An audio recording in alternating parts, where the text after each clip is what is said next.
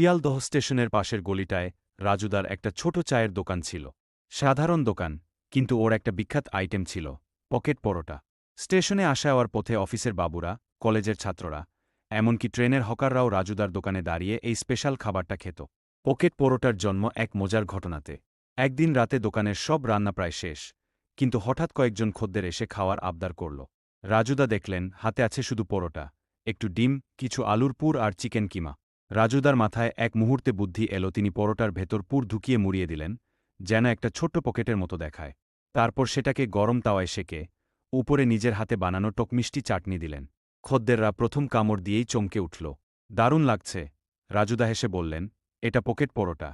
এক প্লেট এ 3টে পরোটা, একটা সিদ্ধ ডিম, পেঁয়াজ লঙ্কা দিয়ে মাত্র 30 টাকা। খাবার এত বিখ্যাত হয়ে গেল যে শিয়ালদহের মানুষ শুধু রাজুদার পকেট পরোটা খেতে আসত। কেউ স্টেশনে নামলেই সোজা রাজুদার দোকানে আসত, দাদা একটা পকেট পরোটা দিন।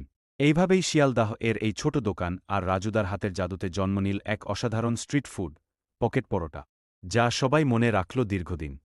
আশা করি রাজুদার এই ছোট্ট ব্যবসা এর গল্পটা আপনাদের ভালো লেগেছে। ধন্যবাদ।